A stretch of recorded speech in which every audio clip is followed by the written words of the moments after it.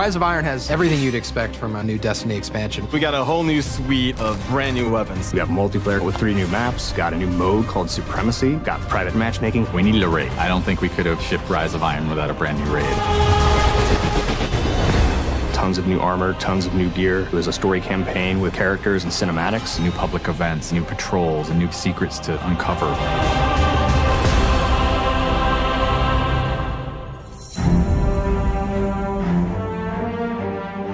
Rise of Iron's about looking at this story that's existed in the Destiny universe, this character, Lord Saladin. I am the lone sentry, and my watch is eternal. It's this journey to understand the past, what happened to these great heroes. The Iron Lords are gone, but our fight is far from over. And through that process, you're saving humanity, you're becoming an Iron Lord yourself, you're getting to wield a giant axe.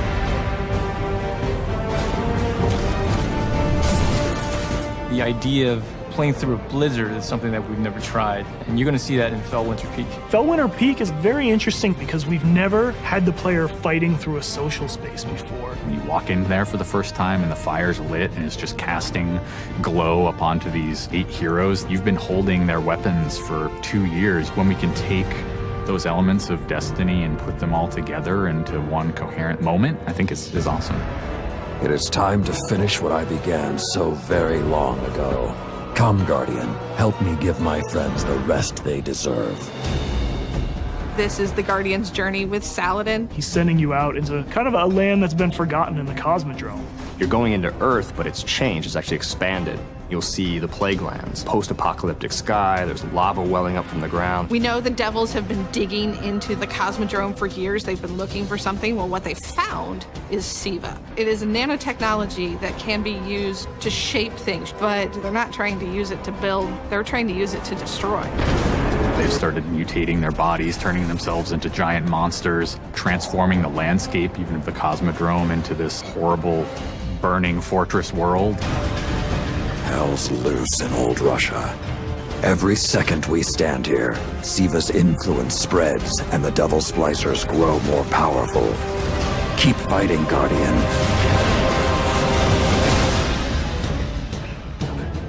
After the campaign finishes, you have patrols that really tell the story of this continued infestation in the land. And we have a new strike that shows just what the Fallen are doing with the SEJA. It's this spooky place called the Wretched Eye. There's this really neat boss encounter. A fallen captain has plucked an eye out of an ogre, affixed it to his weapon, and he's using that to sort of tase you out of your rat hole while this blind ogre just walks around trying to crush you. We also have a few reprise strikes that we're bringing back for players.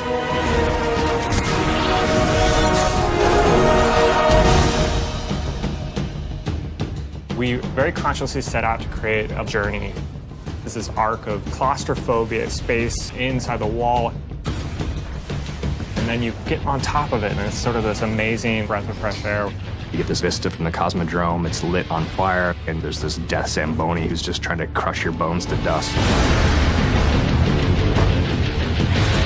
This giant machine with a ball arm, spikes on it. What does it mean in a raid when you've got to run? I actually want that tension to exist. There's something really emotionally powerful about going on a journey, reaching to the top of the mountain, and then crashing back down, confined once again. I think players had a lot of fun when they played Court of Oryx on the Dreadnought, and so we wanted to create a similar type of experience in the Plague Lands, give it this different theme. You ready for this? Almost Thunderdome, Mad Max kind of feel, where you jump into the ring and the walls get closed off and then it's just fallen start pouring out. Here they come. And you get a giant flaming axe and you just start beating the crap out of guys.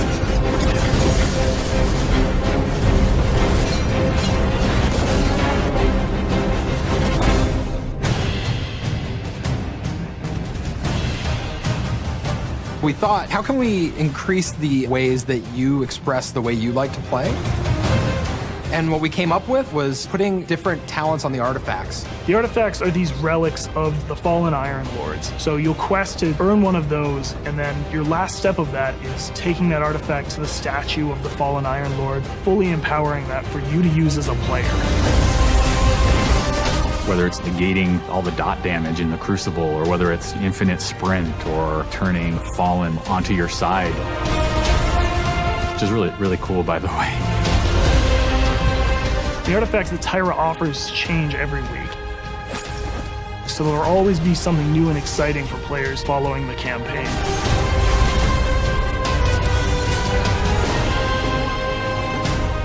When you put snow, everyone thinks of pelts and cloaks and hoods.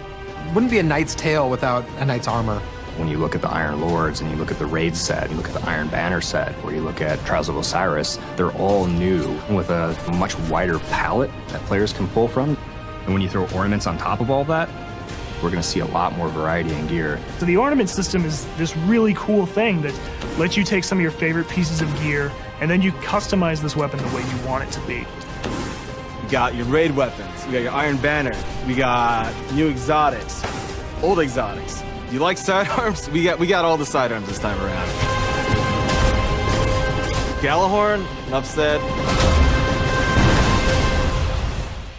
Coming to the Crucible in Rise of Iron is a new game type called Supremacy. Defeat your enemy, claim their crest. It's a fast-paced 6v6 game mode where every kill you get, Guardian drops a crest. Picking up the crest gives you points. Their glory goes to you, Guardian. It's a constant battle over picking up crests and making sure that you're with your team and not out of position. If you pick up an enemy crest, you deny the enemy those points. Excellent recovery. We have new maps. We always have new maps. There's Last Exit, lots of twists and turns, lots of really good close combat. Then there's Skyline, a Clovis Bray headquarters building on Mars. It's a symmetrical, large map. The last one is Floating Gardens, which is an open map. One thing we're really excited about in Rise of Iron is the introduction of private matches. Can't wait to see what people are going to do. They're going to go fire up whatever match they want, play with their friends, host tournaments, have fun arcadey games. They don't have to worry about our matchmaking stuff. They can do it all themselves.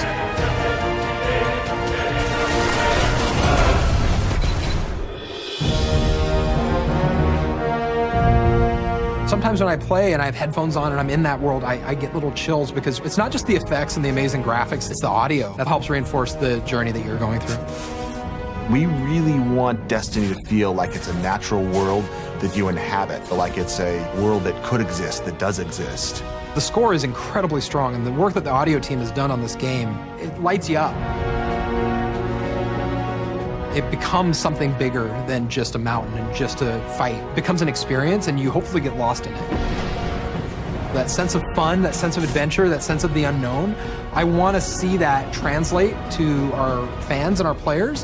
When you see your character at the end of the campaign, I really, really hope that you feel triumphant and proud, like, wow, I'm becoming an Iron Lord.